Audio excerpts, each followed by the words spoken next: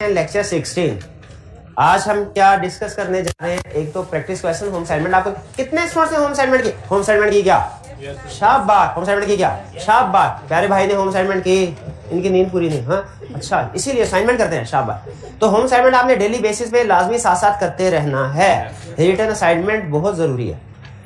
अच्छा, फिर इसके बाद हम अब चैप्टर 2 को आगे लेके चले गए। चैप्टर 2 में अभी तक हमने चैप्टर 2 में दो ही चीजें हमने पढ़नी थी।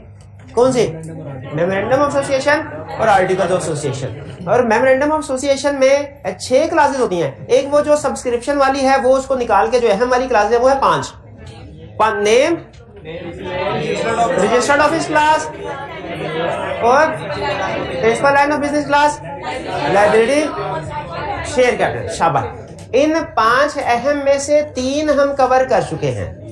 ठीक है, name, registered office clause, principal line of business. जो कैपिटल क्लास है ये डिटेल में हमारा चैप्टर 5 है शायद, उसमें डिस्कस करेंगे। और जो लायबिलिटी क्लास है ये हम नेक्स्ट चैप्टर में डिस्कस करेंगे, इसमें नहीं कर रहे प्लेसमेंट के लिहाज से। देखिए आई कैप ने, वैसे अगर मेरे बस में होता तो मैं ये 2 क्लासेस भी इसी चैप्टर में डिस्कस करके पूरा मेमोरेंडम इधर ही निपटा देता। लेकिन आई कैप की तरतीब को भी जाहिर हमें रखा। आई कैप ने जिस चीज को चैप्टर 5 में रखा, हम चाहते हुए भी इसको चैप्टर 2 में इंक्लूड नहीं कर सकते चैप्टर 5 में, वरना तरतीब का मसला वो बाज़ औक़ात ग्रेड भी ऊपर नीचे हो जाता है। तो इसलिए हमने उसको चैप्टर 5, तो 3 क्लासेस मेमोरेंडम की पढ़ ली, 2 क्लासेस रह गई जो हमने बाद में पढ़नी है। ठीक है, पढ़ेंगे। तो मेमोरेंडम हमारा समझ लीजिए हो गया कंप्लीट, साइड पे हो गया। आज हम क्या स्टडी करने जा रहे हैं? आर्टिकल्स के बारे में, आर्टिकल्स ऑफ एसोसिएशन के बारे में। ठीक है, लेकिन आर्टिकल्स की तरफ जाने से पहले होम असाइनमेंट, और होम असाइनमेंट से भी पहले इस पूरे चैप्टर में आपका कोई कंसेप्चुअल क्वेश्चन है तो पूछ लें। असाइनमेंट वाले क्वेश्चन के अलावा, क्योंकि असाइनमेंट तो डिस्कस करना ही करना है ना, इसके अलावा अगर आपका कोई क्वेश्चन है तो पूछ लीजिए। जी शाबाश। अब थोड़ा सा हाँ, principal line of business class की डेफिनेशन में उसने 2 क्राइटेरिया दिया है, एक रेवेन्यू का और एक एसेट का। कि सब्सटेंशियल रेवेन्यू, सब्सटेंशियल, ये तो समझ आ जाता है। और आगे कह रहा है which are likely to be held. Student कहने लगा सर ठहरे, कंपनी का पहला साल है, क्या उसने मेमोरेंडम में प्रिंसिपल लाइन ऑफ बिजनेस लिखना है? मतलब लिखना है सर, अभी बिजनेस शुरू नहीं किया। लिखेंगे, लिखे तो कैसे पता चलेगा सब्सटेंशियल रेवेन्यू कितना है, सब्सटेंशियल एसेट कितना है? कैसे पता चलेगा? उनकी intent. Likely to be held का मतलब ये है कि जो मैनेजमेंट, जो डायरेक्टर का इरादा है, शेयर होल्डर का, प्रमोटर्स का इरादा है कि हमारा ज्यादातर जो एसेट्स होंगे वो ये होंगे, या ज्यादातर मेजर रेवेन्यू यहां से आएगा। आपने शायद पढ़ा हो अकाउंटिंग में ही एक होता है बजट। तो अभी चाहे काम शुरू नहीं भी किया कंपनी ने, लेकिन अपने बजट की बेस पे कंपनी को अंदाजा हो जाता है कि मेजर रेवेन्यू किस कैटेगरी में से आएगा या मेजर एसेट कौन से होंगे। तो पहले दूसरे साल के लिए कह लें, पहले दूसरे साल के लिए उन्होंने क्या लिखा है? लाइकली टू बी हेल्ड का लफ्ज, यानी जब अभी साल पूरा नहीं हुआ, ठीक है, तो लाइकली टू बी हेल्ड। साल पूरा हो गया फिर तो जो एक्चुअल रिजल्ट होंगे उनकी बेस पे डिसीजन होगा ना कि आर हेल्ड और नॉट हेल्ड। साल तो लाइकली टू बी हेल्ड, ये likely to be held clear हो गया डेफिनेशन में। शाबाश। और कोई क्वेश्चन? जी जी पूछिए।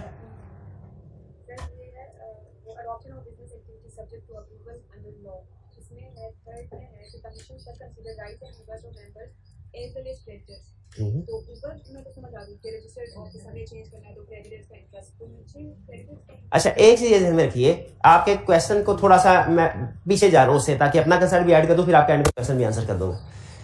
क्या हमने ये कल सीख लिया कि registered office, normally registered office class change करनी हो तो कमीशन की अप्रूवल की जरूरत है, और जो प्रिंसिपल लाइन ऑफ बिजनेस है उसके लिए प्रिंसिपल की अप्रूवल, सॉरी कमीशन की अप्रूवल की जरूरत नहीं है। ये कंसेप्ट पक्का है हमारा? ये हाइब्रिड क्लास में सब बताइए, क्या ये कंसेप्ट पक्का है हमारा? हाइब्रिड क्लास में किसी स्टूडेंट को दीजिए माइक। शाबाश। ये जो फ्रंट पे स्टूडेंट बैठे, हाँ जी सर, कौन सा कंसेप्ट है जरा बताइए, कौन सा कंसेप्ट पक्का हमारा? शाबाश। के रजिस्टर्ड ऑफिस क्लास को चेंज करना है, अल्टरेशन करनी है तो कमीशन की अप्रूवल चाहिए, और प्रिंसिपल लाइन ऑफ बिजनेस की अल्टरेशन करनी है तो कमीशन की अप्रूवल नहीं चाहिए। लेकिन एक केस ऐसा है जिसमें प्रिंसिपल लाइन ऑफ बिजनेस भी चेंज करें तो कमीशन की अप्रूवल चाहिए। रिस्ट्रिक्टेड बिजनेस, अगर हमने कोई ऐसा बिजनेस अडॉप्ट करना है जो सब्जेक्ट टू लाइसेंस है, जिसके लिए लाइसेंस के, तो उसके लिए कमीशन की अप्रूवल की भी जरूरत पड़ेगी। ठीक है जी। अच्छा, फिर उन्होंने कहा सर बाकी प्रोसीजर सेम है, कॉपी पेस्ट है सारा जो कमीशन की अप्रूवल वाला है, लेकिन उन्होंने कहा sir principal line of business में क्राइटर की अप्रूवल, उसने कहा commission with regard to creditor, वो बात क्यों आई? क्राइटर को इससे क्या गर्ज है कि उनका लाइन ऑफ बिजनेस कोई भी हो? देखिए बैंक के पास जब लोन लेने के लिए जाए ना, प्रैक्टिकली बता रहा हूं, थ्योरेटिकली तो आपको ये पता होगा कि बैंक के पास लोन लेने के जाए बैंक सबसे पहले सिक्योरिटी मांगता है। प्रैक्टिकली बैंक का पहला सवाल सिक्योरिटी नहीं होता। हाँ, करना क्या है, पर्पस क्या है, ये होता है। कुछ पर्पस को सपोर्ट करते हैं, कुछ पर्पस को सपोर्ट नहीं करते। लोन लेने के क्या करना है? वर्ल्ड ट्रेड सेंटर उड़ाना सर, देगा लोन? नहीं देगा। नहीं, इसीलिए बाज़ औक़ात क्रेडिटर्स के लिए भी लाइन ऑफ बिजनेस अहम होता है। और खास तौर पे छोटी सी कॉमन एग्जांपल देता हूं, क्रेडिटर्स ने तो माल सप्लाई करना है, रॉ मटेरियल सप्लाई करना है ना, तो लाइन ऑफ बिजनेस चेंज हो जाएगा, तो उनका तो सारा लाइन सप्लाई चेन डिस्टर्ब हो गई। क्या लाइन ऑफ बिजनेस चेंज होने से सप्लाई चेन सारी डिस्टर्ब नहीं होगी? तो वो क्रेडिटर भी डिस्टर्ब होते हैं। वो कहते हैं सर हमने तो इसको माल सप्लाई करने के लिए हमारा 5 साल का कॉन्ट्रैक्ट हुआ था, इसको सप्लाई करने के लिए हमने स्पेशल मशीनरी मंगवाई है, अब ये लाइन ऑफ बिजनेस चेंज कर रहा है तो हम माल किसको सप्लाई करेंगे? हमारा तो कारोबार ठप हो जाएगा।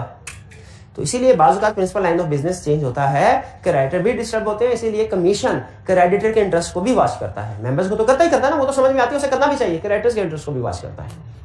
और कोई क्वेश्चन? जी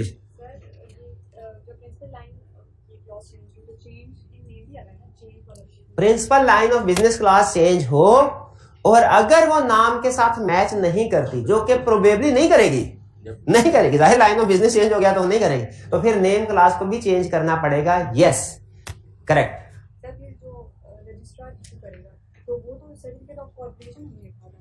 हाँ उस सूरत में, लेकिन उसने यहाँ पे इनकॉर्पोरेशन लिखा कि लाजमी नहीं हर सिचुएशन में नेम चेंज हो, लाजमी नहीं है, नॉर्मली होता है लेकिन हर सिचुएशन में चेंज हो लाजमी नहीं है।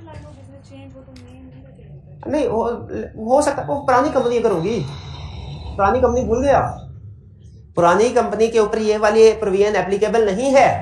जो 2017 से पहले इनका नाम और लाइन ऑफ बिजनेस मैच करना पुरानी कंपनी के ऊपर नहीं एप्लीकेबल है। और कोई क्वेश्चन? पूछ ले और कोई क्वेश्चन? कोई क्वेश्चन नहीं सर, आपने असाइनमेंट किया है इसीलिए क्वेश्चन नहीं है। आपने असाइनमेंट किया है, शाबाश। मेरे भाई ने असाइनमेंट किया है, क्यों नहीं किया असाइनमेंट? कल क्यों नहीं आए थे? तबीयत क्यों खराब थी? क्यों करते हैं ऐसा? ये मेरे लेक्चर में ऐसा करते हैं कि FR1 में भी ऐसा करते हैं, FR2 में भी ऐसा करते हैं। मेरे लेक्चर में देखा नहीं, आप हमसे प्यार नहीं करते, वरना रोज आप असाइनमेंट भी करते हैं ना। तूने असाइनमेंट किया भाई? चलिए और कोई क्वेश्चन या फिर आपका पास पेपर की तरफ चलें? चलिए जी, अब ये है हमारे होम असाइनमेंट के क्वेश्चन। पहला क्वेश्चन, डायरेक्टर्स ऑफ मुंतकिल लिमिटेड, इस नाम की सारी जन्म कुंडली खोल के मुझे बताइए, ये कौन सी कंपनी है, किस टाइप की है, सारी मैक्सिमम इंफॉर्मेशन जो बता सकते हैं बताएं। पब्लिक कंपनी है और लिमिटेड बाय शेयर है, शाबाश। और ये लिस्टेड है कि अनलिस्टेड? नाम से पता नहीं चलेगा। ये होल्डिंग है क्या सब्सिडरी? नाम, शाबाश, ये ध्यान में रखिएगा। लिस्टेड, अनलिस्टेड और होल्डिंग सब्सिडरी, ये नाम से पता नहीं चलेगा। लेकिन हमारे कुछ कंसेप्ट ऐसे हैं जो लिस्टेड अनलिस्टेड पे डिफरेंट वे में अप्लाई होते हैं, होल्डिंग सब्सिडरी डिफरेंट वे। तो फिर हमें केस स्टडी में वो कैसे बताएगा? अदर इंफॉर्मेशन से कुछ मजीद इंफॉर्मेशन दी होगी।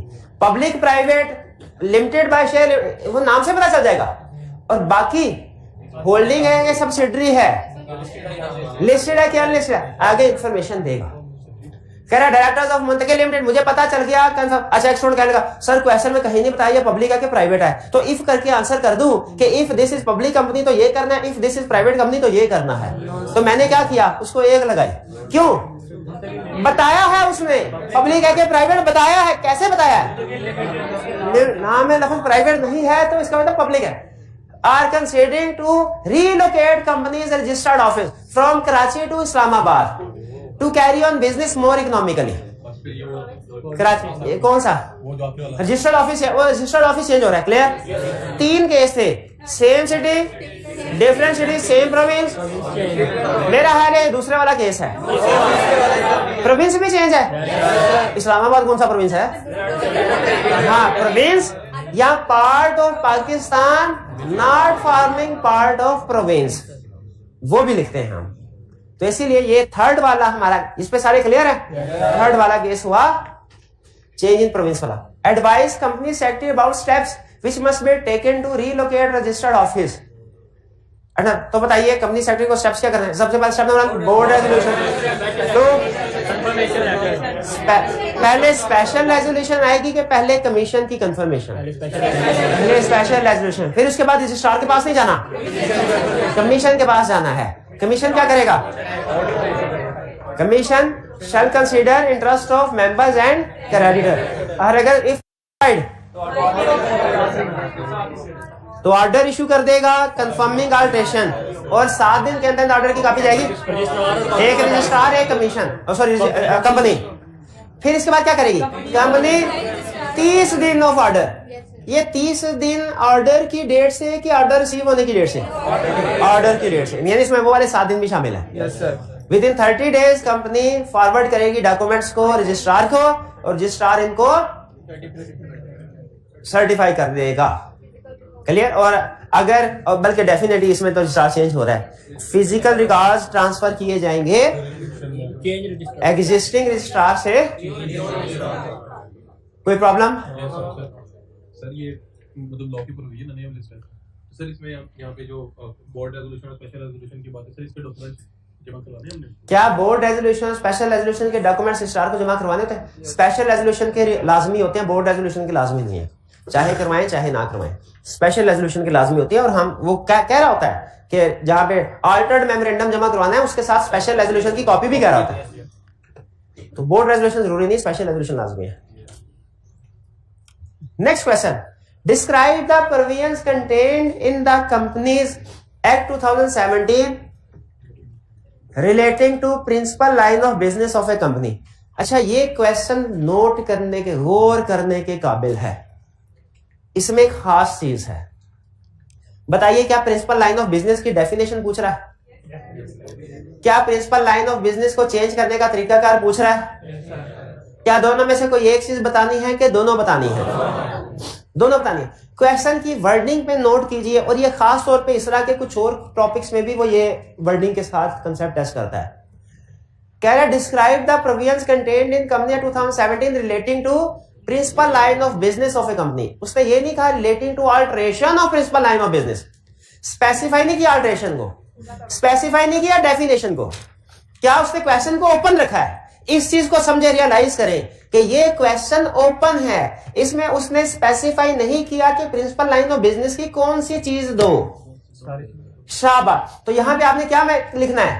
प्रिंसिपल लाइन ऑफ बिजनेस की हर चीज। ये बहुत अहम कंसेप्ट है। आगे चल के एक चैप्टर में उसने पिछले 3 अटेम्प्ट में मेरा ख्याल है 2 दफा कोई 10-10, 12-12 नंबर का क्वेश्चन इसी स्टाइल में पूछा है कि एक चीज के बारे में लिख दिया कि मुझे उसके रूल्स बताओ।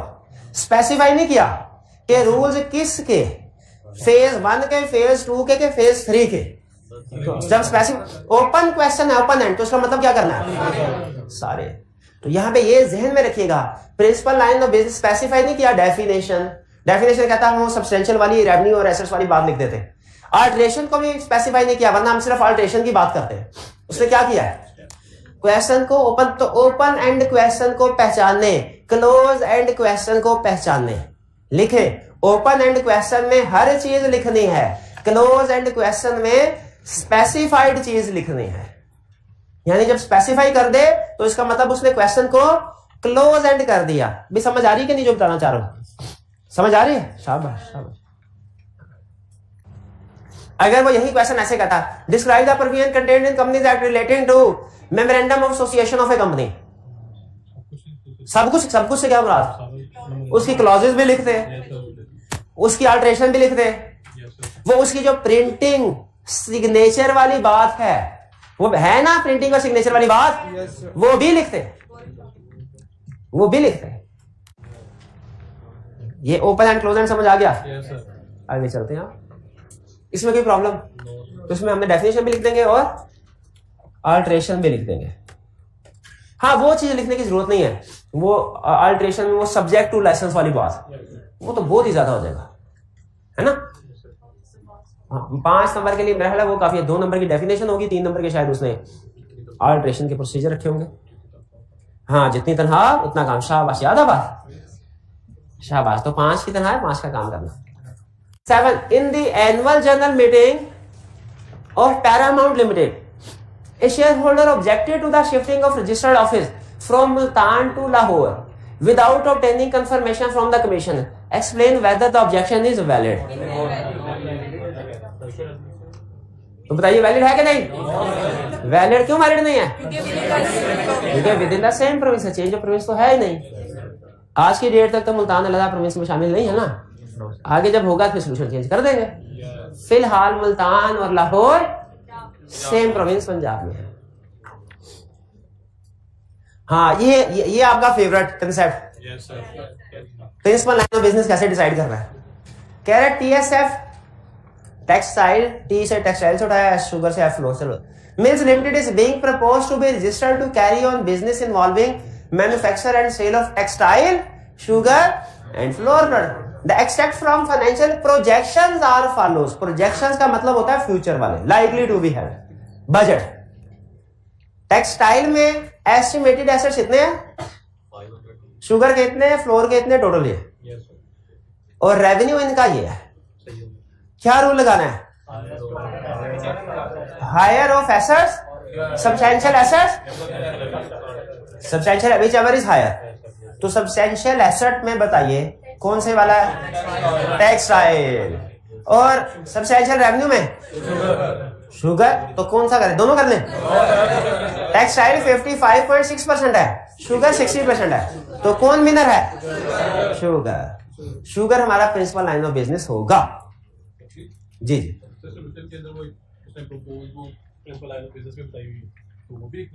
प्रपोज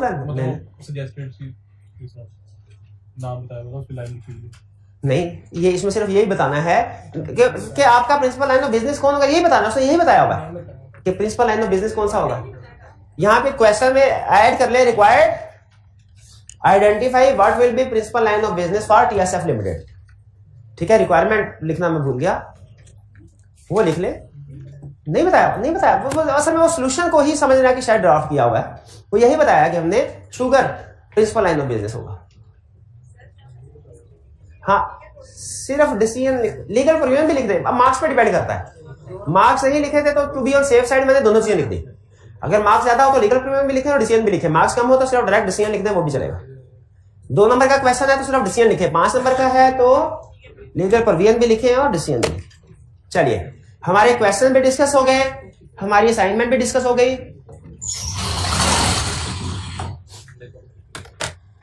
अब हम नए कंसेप्ट की तरफ जा रहे हैं, जो कि है articles of association. Second document, constitutional documents. पहली कौन सी वाली थी? Memorandum of association. दूसरी कौन सी है? Articles of. सबसे पहले कह रहा है ये सीख लें कि आर्टिकल्स ऑफ एसोसिएशन रजिस्टर किसने करा। ये है क्या? कह रहा है ये रूल्स एंड रेगुलेशन है इंटरनल अफेयर्स के। जो मेमोरेंडम में इंफॉर्मेशन होती है ना, वो बेसिकली एक्सटर्नल पार्टीज के लिए होती है। कंपनी का नाम क्या है, लायबिलिटी जाहिर है एक्सटर्नल पार्टीज के लिए, रजिस्टर्ड ऑफिस किस जगह पे है, शेयर कैपिटल क्या है, वगैरह वगैरह। लेकिन आर्टिकल्स ऑफ एसोसिएशन में जो इंफॉर्मेशन होती है वो कौन सी होती है? इंटरनल अफेयर्स होते हैं, इंटरनल पार्टीज के लिए। जैसे कंपनी को किस तरीके से चलाया जाएगा, डायरेक्टर्स कितने होंगे, उनकी पावर्स क्या होंगी, कब क्वालिफाइड है, कब डिसक्वालिफाइड है, मीटिंग्स कब होंगी, कैसे होंगी, वोटिंग कैसे होगी, वगैरह। ये सारे कंपनी के अंदरूनी मामलात है ना। तो ये सारे कहाँ लिखे होंगे? Articles of association. तो अगर कंसेप्ट आपको समझ आया तो मुझे एक चीज बताइए, मेमोरेंडम और आर्टिकल में से कौन सी डॉक्यूमेंट ज्यादा लेंथी है? Articles of association. शाबाश। मेमोरेंडम तो सिर्फ 1-2 सफों का होता है, आर्टिकल्स ऑफ एसोसिएशन 150-200 सफों का होता है। तो कह रहा है ये इंटरनल अफेयर्स है। अच्छा, फिर आगे क्या कह रहा है? Articles may be stricter than companies act but not vice versa. अच्छा, ये कंसेप्ट मैं एंड में आपको एग्जांपल के साथ समझाऊंगा, या हो सकता है लेक्चर के दौरान में समझाऊं। ये कंसेप्ट वही है जो मेमोरेंडम वाले कंसेप्ट में हमने पढ़ा था कि कंपनीज एक्ट, मेमोरेंडम और आर्टिकल्स और रेजोल्यूशन, इन सब में सुप्रीम पावर किसके पास है? यहां पे भी यही कह रहा है कि अगर कभी कंपनीज एक्ट में और आर्टिकल्स में कंफ्लिक्ट आया ना तो प्रिवेल कौन करेगा? Companies act. ठीक है, आर्टिकल्स कंपनीज एक्ट की रिक्वायरमेंट को रिस्ट्रिक्ट तो कर सकता है, रिलैक्स नहीं कर सकता। रिस्ट्रिक्ट तो कर सकता है, relax. Articles of association companies act की रिक्वायरमेंट को रिस्ट्रिक्ट तो कर सकते हैं, रिलैक्स नहीं कर सकते। इसका मतलब क्या है ये मैं एग्जांपल के साथ अभी एंड में समझाऊंगा। मेन कंसेप्ट आपने पिक कर लिया ना, कंपनीज एक्ट और आर्टिकल में कहीं कंफ्लिक्ट आया तो प्रिवेल कौन करेगा? Companies act. अब पहली चीज, who is required to register it? कौन किन कंपनीज के लिए आर्टिकल को रजिस्टर करना रिक्वायर्ड है? ये कंसेप्ट हमने पहले पढ़ा हुआ है, याद हो, ये कंसेप्ट पहले पढ़ा हुआ है। किस तरह की कंपनीज के लिए आर्टिकल रजिस्टर करवाना जरूरी नहीं है? Limited by share. जो कंपनी लिमिटेड बाय शेयर है उसके लिए आपको बताया था ना, आसानी के लिए कमीशन ने अपनी वेबसाइट पे एक रेडीमेड आर्टिकल्स बना के अपलोड किया हुआ है। अगर company limited by guarantee unlimited है ना, उसने तो अपना आर्टिकल्स लाजमी बना के रजिस्टर करवाना है। किसने? लिमिटेड बाय गारंटी और अनलिमिटेड कंपनी ने अपना आर्टिकल बना के लाजमी रजिस्टर करवा, उसके लिए ऑप्शन नहीं।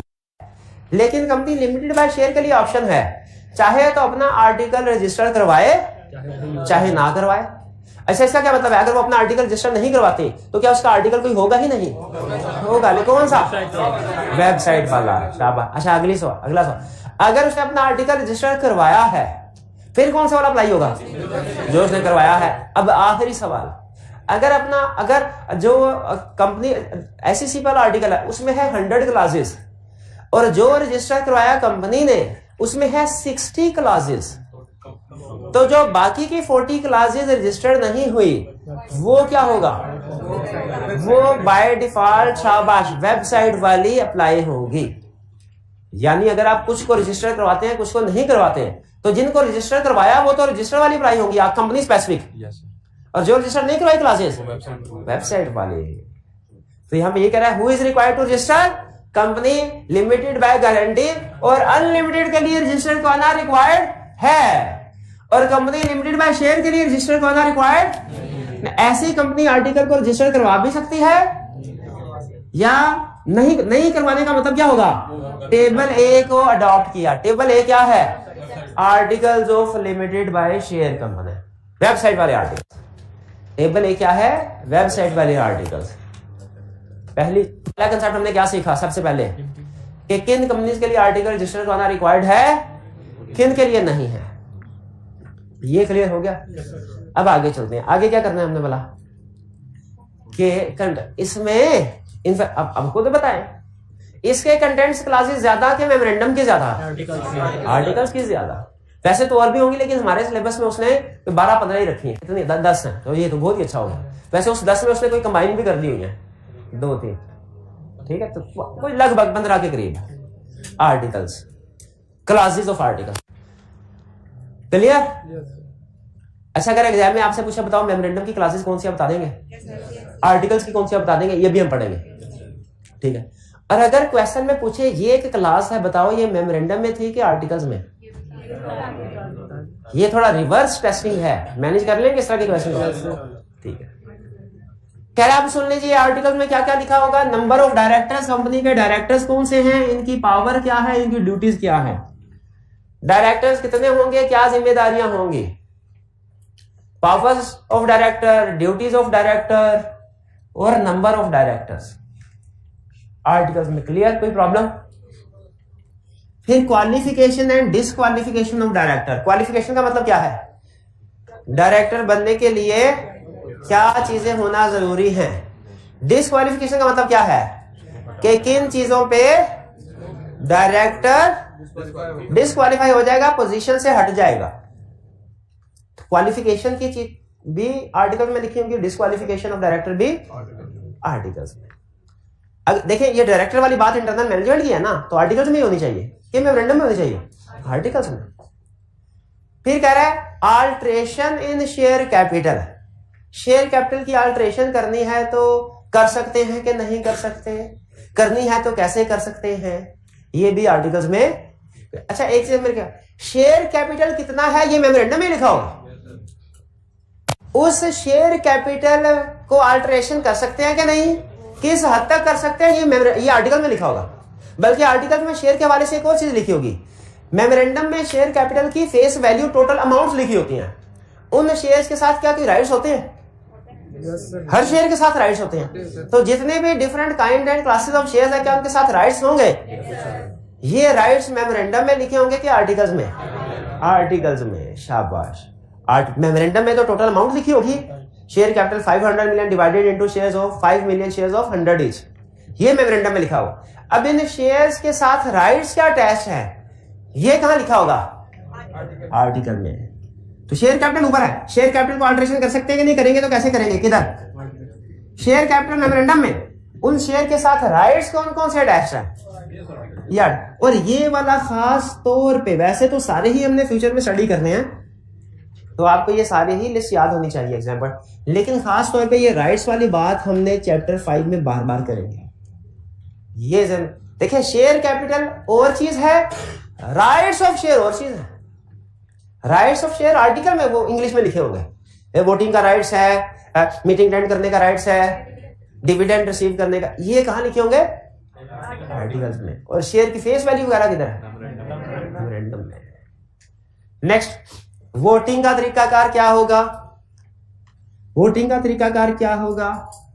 क्या वोटिंग का तरीकाकार वो होगा जो जनरल इलेक्शन में होता है, या वो तरीकाकार होगा जो सेनेट के इलेक्शन में, पार्लियामेंट के इलेक्शन में? पार्लियामेंट कभी देखा आपने कार्रवाई? उसमें वो जब करारदाद पास करते हैं, क्या कहते हैं वो जो चीफे भी, हाँ चीफे भी, वो जो करारदाद की फेवर में है वो हाथ उठाते हैं ना। वो कहता है कि असल में उसके 2-3 तरीके हैं। वो कहते हैं कि जो करारदाद की फेवर में है वो कहे यस, जो करारदाद के अगेंस्ट है वो कहे नो, तो जिसकी आवाज ज्यादा लगती है उसको कर देते हैं। लेकिन वो हाथ भी उठाते, काउंटिंग भी करते हैं। और वो जब वजीर आजम की क्या था, अदम एतमाद का वोट, ठीक है, तो एक पांव पे खड़े तो वो अच्छा, मुझे ये बताइए, मुझे याद नहीं है वैसे, लेकिन ये जो वजीर आजम के खिलाफ कर वो जो अदम, ये हाथ उठा के शो ऑफ हैंड के जरिए से वोटिंग हुई थी या पोलिंग के जरिए हुई थी? कि कागज के ऊपर लिख के बाद में गिना जाएगा? पोलिंग के जरिए हुई थी। हाँ, तो इसका मतलब है वोटिंग शो ऑफ हैंड के जरिए से, शो ऑफ हैंड समझ रहे हैं, के जरिए से भी हो सकती है और पोलिंग के जरिए से भी हो सकती है। अब देखिए, जैसे फर्ज कीजिए मैं आपसे पूछा हूं, बताइए वोट करवा लें, कौन से ऐसे स्टूडेंट है जो ये चाहते हैं कि जो नेक्स्ट वीक के मंडे से ऑनवर्ड लेक्चर्स हैं वो यूट्यूब पे अपलोड हो? जो मेरा यस, इसका वोट तो कैंसिल करो ना, इसने दोनों हाथ उठा दिए, तो 2 दफा वोट, दोनों वोट जाली होने चाहिए कि एक? दोनों होने चाहिए इसके जाली, इसका तो कैंसिल। अच्छा, और जो चाहते हैं कि नहीं यूट्यूब पे अपलोड नहीं होने चाहिए, वो हाथ उठाए। ये है 4-5, ठीक है। काली भेड़े हर मुआशरे में होती है। नहीं, ये तो मजाक कर रहा हूँ, काली भेड़े माशाल्लाह हमारे प्यारे स्टूडेंट है सारे, बल्कि ये अच्छी बात है, इनमें इतनी हिम्मत है, इतनी करेज है कि मेजोरिटी के ओपिनियन से अलहदा होकर अपना ओपिनियन दे सकते हैं। शाबाश शाबाश, ऐसे लोग अक्सर मुआशरे में शहीद होते हैं। बहरहाल, लेकिन है काम बहादुरी का इसमें कोई। तो चले, अच्छा, ये जो हमने वोटिंग करवाई, ये पोलिंग के जरिए करवाई कि शो ऑफ हैंड के जरिए? शो ऑफ हैंड के जरिए, शाबाश। तो वोटिंग होगी तो तरीकाकार क्या होगा, कैसे होगा, किस मैटर के ऊपर शो ऑफ हैंड, किसके ऊपर पोलिंग करवाएंगे, शो ऑफ हैंड कैसे होगी, उसके रूल क्या है, पोलिंग कैसे होगी, उसके रूल क्या है, ये सारी बातें कहां लिखी होंगी?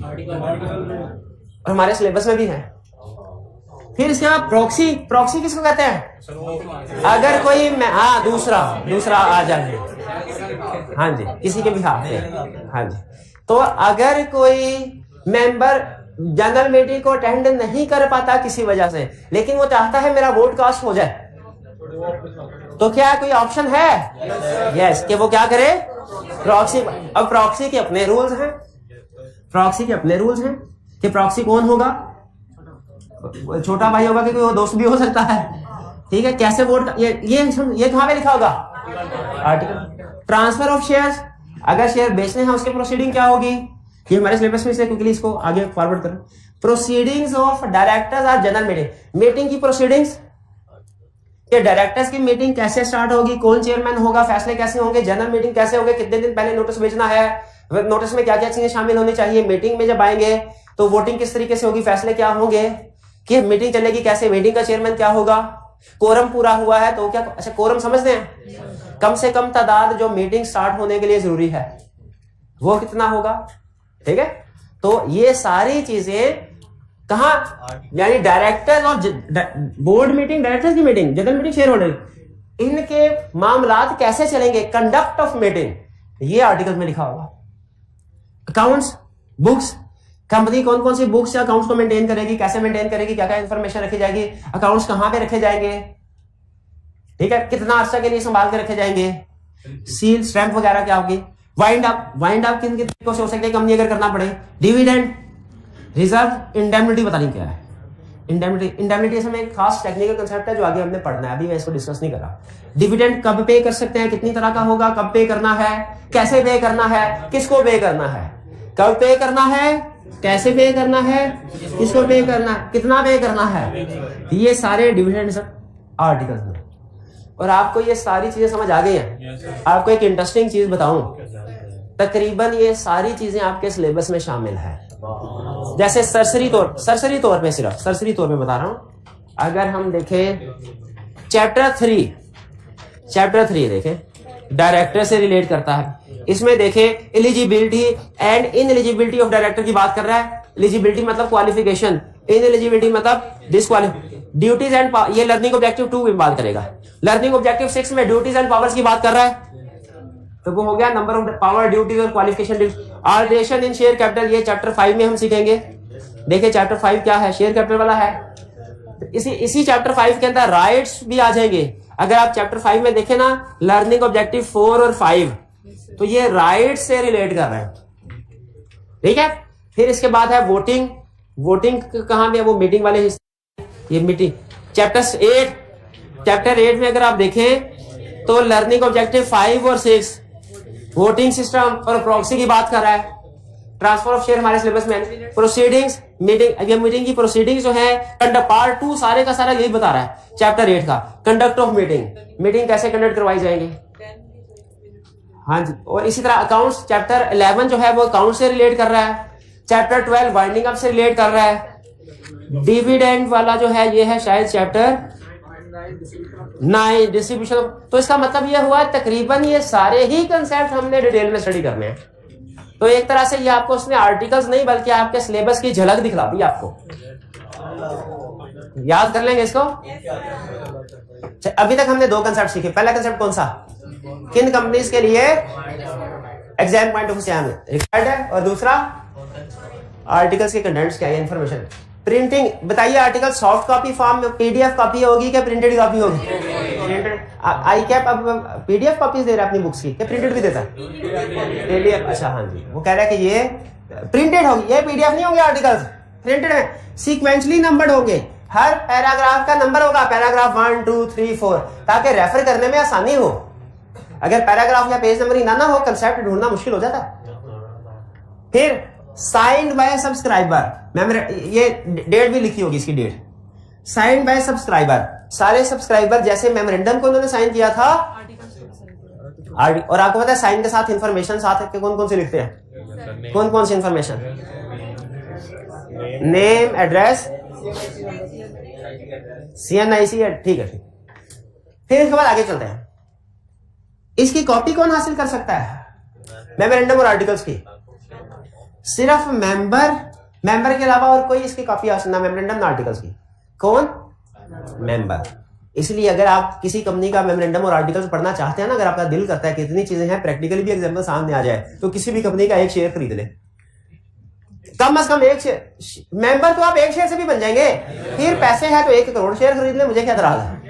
लेकिन एक तो सिर्फ एक मेंबर, क्रेडिटर हो तो वो कॉपी नहीं ले सकता मेमोरेंडम या आर्टिकल्स की। मेंबर को भी कॉपी तब मिलेगी जब वो फीस पे करेगा। कॉपी करवाने पे तो खर्चा होता है ना, पैसे लगते हैं कि नहीं कॉपी करवाने में? कॉपी करवा के हार्ड फॉर्म में सेंड करेंगे। हाँ, कॉपी करवा के हार्ड फॉर्म में आपको घर पे सेंड करेंगे। ये अच्छे लोग नहीं है, इसके पैसे लेंगे वो जी। पीडीएफ में नहीं सेंड करना, प्रिंट करवा के कॉपी। वेबसाइट पे नहीं होता। हाँ, वो कमीशन की वेबसाइट, वो किसी कंपनी का नहीं होगा, वो तो स्टैंडर्ड है ना, वो पढ़ ले, वो फ्री में मिल जाएगा, वो फ्री में। उन्होंने कहा सर शेयर खरीदने की क्या जरूरत है, वो मॉडल आर्टिकल्स पढ़ ले। बहुत अच्छा है, शाबाश शाबाश, पैसे बचा लिए उन्होंने, हम तो पैसे पे करने लगे थे। और एक और फायदा भी है कमीशन वाले आर्टिकल्स पढ़ने का, क्या वो फौरी डाउनलोड हो जाएंगे। जबकि कॉपी करवानी है तो वो कंपनी को एप्लीकेशन देंगे, पैसे जमा करवाएंगे, विद इन 14 डेज आपको मिलेगी। तब तक क्रेज भी खत्म हो जाएगा। हाँ, अगला चैप्टर जो शुरू हो चुका होगा, हु कैन गेट कॉपी? भाई क्लियर हो गया ये? प्रोसीजर फॉर अल्ट्रेशन, हाँ एग्जाम पॉइंट ऑफ व्यू से अहम, सर इसमें कोई कुछ होगा? इसमें वही कुछ होगा जो मेमोरेंडम में था। नहीं, स्पेशल रेजोल्यूशन। क्या मैं आर्टिकल्स की अल्ट्रेशन हो सकती है? हो सकती। तरीका क्या सुन लीजिए, इसमें एक चीज नहीं है जिसके ऊपर आपने फोकस करना है। सबसे पहले बोर्ड रेजोल्यूशन और स्पेशल रेजोल्यूशन, ठीक है? स्पेशल रेजोल्यूशन, इसमें स्पेशल रेजोल्यूशन के साथ एक बहुत ही अहम कंडीशन अटैच की गई है। 3/4 majority of affected class, 3/4 majority of affected class की अप्रूवल भी जरूरी होगी। जब ये दोनों स्पेशल रेजोल्यूशन भी पास हो जाए, 3/4 मेजोरिटी ऑफ अफेक्टेड क्लास की अप्रूवल भी है, फिर आपने क्या करना है? अल्टर्ड आर्टिकल्स 30 दिन के अंदर रेजोल्यूशन के साथ कहां जमा कराना है? रजिस्ट्रार, और रजिस्ट्रार इसको रजिस्टर कर देगा। बाकी की चीजें वही नॉर्मल मेमोरेंडम वाली है। अच्छा एक चीज ध्यान में रखिएगा, टिप्स आपको दे रहा हूं एक दो। पहली, मेमोरेंडम भी अल्ट्रेशन हो सकती है, आर्टिकल्स भी अल्ट्रेशन हो सकती है, लेकिन दोनों में फर्क यह है, मेमोरेंडम की अल्ट्रेशन हर क्लास का प्रोसीजर अलग है। आपने देखा नेम क्लास का प्रोसीजर अलग था, आर्टिकल्स में हर क्लास के चेंज होने का प्रोसीजर सेम है। वो कौन सा प्रोसीजर है? आपके सामने रखा हुआ है, ठीक है? आर्टिकल्स में हर क्लास का अलग अलग प्रोसीजर नहीं है, बल्कि आर्टिकल में कोई भी चेंज करे उसका प्रोसीजर सेम है, जबकि मेमोरेंडम में ये बात समझ आ गई आपको? अच्छा दूसरा, मैं आपको 3/4 majority of affected class concept समझाना चाह रहा हूं, जरा हैरान होने के लिए तैयार हो जाइए, तैयार हो जाए आपके साथ। अब मैं ना फ्यूचर की चैप्टर 5 की भी कुछ केस स्टडी को सामने रख के आपके सामने कुछ इंफॉर्मेशन शेयर कर रहा हूं, गौर से इसको समझिएगा। ये है एक कंपनी का मेमोरेंडम, इसके अंदर एक क्लास है ऑथोराइज्ड कैपिटल क्लास। इस ऑथोराइज्ड कैपिटल क्लास में कैपिटल है 1 मिलियन शेयर्स ऑफ रुपीज 10 करना है, 10 इज इक्वल टू 10 मिलियन। क्या इसके साथ कोई राइट्स अटैच होंगे? वो राइट्स किधर है? आर्टिकल। इनको पड़ी पैसों की जरूरत, भागे भागे बैंक के पास लोन लेने के लिए गए। बैंक ने कहा मैं तो लोन नहीं दे सकता आपको, क्योंकि आपके मेमोरेंडम में बोरिंग पावर है ही नहीं। क्या बैंक का एतराज ठीक है? गलत है, शाबाश। बैंक ने कहा फिर भी नहीं दूंगा लोन, भाग जा, मेरे मर्जी। इन्होंने फैसला किया कि मजीद शेयर इशू करेंगे। जब मजीद शेयर इशू करने के इन्वेस्टर से राब्ता किया, उन्होंने कहा भाईजान हम तो नहीं आपको शेयर, ये पैसे डूब गए, फिर हम जो आपको पैसे इन्वेस्ट कर रहे हैं कंपनी डूब गई। फिर इन शेयर होल्डर ने कहा, या इन लोगों ने कहा, सर आप खसूसी इन्वेस्टर हैं, आपके लिए हम एक खसूसी क्लास ऑफ शेयर ऐड करते हैं। हम अपने आप को कहेंगे क्लास ए, आपकी एक खसूसी क्लास बी ऐड करते हैं। 1 million shares of rupees 10 each, 10 million ये भी हो गए। आपको हम राइट से ज्यादा देंगे, आपको डिविडेंड का राइट पहले मिलेगा, कंपनी वाइंड अप हुई तो उसके पैसे पहले मिलेंगे, प्रेफरेंस शेयर का। क्या ले, फर्ज कीजिए 2 क्लासेस हो गए, ये क्लास बी मान गए, शेयर इशू कर दिए, पैसे आ गए। तो अब क्लास ए के शेयर होल्डर ने फैसला किया क्यों ना क्लास बी के शेयर होल्डर्स के राइट्स वेरी कर दिए जाए। यानी वो जो पहले इन्होंने हाई राइट्स दिखा के इन्वेस्टमेंट ले ली थी, अब इन्वेस्टमेंट आ गई, अब इनके राइट्स को चेंज कर दिया जाए, वेरी कर दिया जाए। क्या कर दिया जाए? वेरी कर दिया जाए। अब सबज बाग दिखा के अब काले बाग दोबारा वापस उनको देना है। अब क्या ये अगर स्पेशल रेजोल्यूशन पास कर दे, जो कि जनरल रूल है आर्टिकल्स की, तो क्या ये राइट्स वेरी हो जाने चाहिए? या जिस क्लास के राइट्स वेरी हो रहे हैं इसकी अप्रूवल की भी जरूरत है, इसकी भी अप्रूवल की जरूरत है। इसीलिए उसने कहा कि स्पेशल रेजोल्यूशन तो पास कर लें, लेकिन अगर अफेक्टेड क्लास कोई इफेक्ट हो, उसके राइट्स वेरी हो रहे हैं, तो उस अफेक्टेड क्लास की भी 3/4 मेजोरिटी की अप्रूवल लेनी है। अब इसमें जो अहम चीज है ना, वो नोट कीजिए, जो किताब में नहीं लिखी हुई, वो ये स्पेशल रेजोल्यूशन पास करने के लिए अलग मीटिंग होती है। स्पेशल रेजोल्यूशन पास करने के लिए जिसमें सारे शेयर होल्डर होते हैं, लेकिन इफेक्टेड क्लास की अप्रूवल लेने के लिए, ये इस काम के लिए अलहदा मीटिंग होती है। इस काम में सिर्फ इफेक्टेड क्लास ही मौजूद होती है इस मीटिंग में, बाकी के लोग मौजूद नहीं हो। यानी स्पेशल रेजोल्यूशन में सारे लोग मौजूद होंगे, ये अलहदा मीटिंग में होगी, और इफेक्टेड क्लास की अप्रूवल ये जहन में, दोनों एक मीटिंग में नहीं होंगे। ये कंसेप्ट जहन में रखना है। दोनों की मीटिंग अलग-अलग होगी। और पहली वाली मीटिंग स्पेशल रेजोल्यूशन वाली, इसमें कौन अटेंड करेगा? कौन से वाले शेयर होल्डर अटेंड करेंगे? सारे, पहली वाली मीटिंग। और जो दूसरे वाली है उसमें सिर्फ इफेक्टेड क्लास। ये जहन में रखना, दोनों अप्रूवल एक मीटिंग में नहीं होनी है, ये जहन में रखिएगा। प्रोसीजर आप लिख देंगे, क्लियर? तो जब दोनों एक जगह पे भी अप्रूवल ना हुई, खत्म। जैसे आपने वो पाकिस्तान कैफ में पढ़ा होगा कानून, सेनेट में भी, नेशनल असेंबली में भी पास होता है, सेनेट में भी पास होता है, ठीक है? तो उसी तरह यहां पे जो अल्टरेशन होगी आर्टिकल्स की, वो स्पेशल रेजोल्यूशन भी पास होगी, ये अलहदा मीटिंग अलहदा। और अफेक्टेड क्लास समझ रहे हैं? बताइए इस वाली एग्जांपल में अफेक्टेड क्लास कौन सी है? क्लास ए या क्लास बी? क्लास बी, शाबाश। लेकिन ये चेंज के लिहाज से डिसाइड करना होता है। कभी हो सकता है क्लास ए इफेक्टेड हो, कभी क्लास बी इफेक्टेड हो, ठीक है? जैसे आप चले केस स्टडी आपको बताता हूं। एक केस स्टडी में उसने कहा कि फैसला ये हुआ क्लास बी के वोटिंग राइट्स को कम कर दिया जाए। अफेक्टेड क्लास कौन है? बी। एक में उसने कहा फैसला किया गया क्लास बी के वोटिंग राइट्स को ज्यादा कर दिया जाए। अब अफेक्टेड क्लास कौन सी हुई है? समझ आ रही है? अफेक्टेड क्लास लाजमी नहीं वो जिसके राइट्स चेंज हो रहे हैं। अफेक्टेड क्लास वो होती है जिसके राइट्स कम हो रहे हैं। क्लियर? चलिए बस।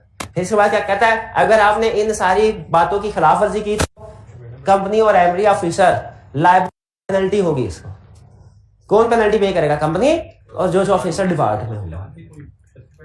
स्पेसिफाइड, आपको पता है जो लॉ है ना, वो लेवल बताता है, लेवल बताता है वो पेनल्टी, लेवल 1, लेवल 2, लेवल 3। उसने अमाउंट स्पेसिफाई नहीं की, लेवल भी नहीं लिखा हुआ। तो इसका मतलब है रजिस्ट्रार की मर्जी, चाहे लेवल 1 की पेनल्टी इंपोज कर दे, चाहे लेवल 2, चाहे लेवल 3। भाई क्लियर? सारी चीजें समझ आ गई? क्विक रिवीजन कर ले जरा। बताइए किन कंपनीज के लिए आर्टिकल रजिस्टर करवाना रिक्वायर्ड है? Limited, unlimited. और किसके लिए रिक्वायर्ड नहीं? Limited by share. फिर अगर रजिस्टर नहीं करवाती तो क्या होगा? टेबल ए अप्लाई होगा। आर्टिकल्स में कौन कौन सी चीजें शामिल होती हैं? इंफॉर्मेशन। और आपको अहम चीज ये बताइए, सारी तकरीबन सारी चीजें फ्यूचर में आपने पढ़नी है। ये आपके सिलेबस को एक तरह से उसने ओवरव्यू दे दिया। फिर प्रिंटिंग और सिग्नेचर होने लाजमी है। कॉपी कौन ले सकता है? सबसे एग्जाम पॉइंट ऑफ व्यू से प्रोबेबली सबसे अहम कंसेप्ट अल्टरेशन का प्रोसीजर क्या है?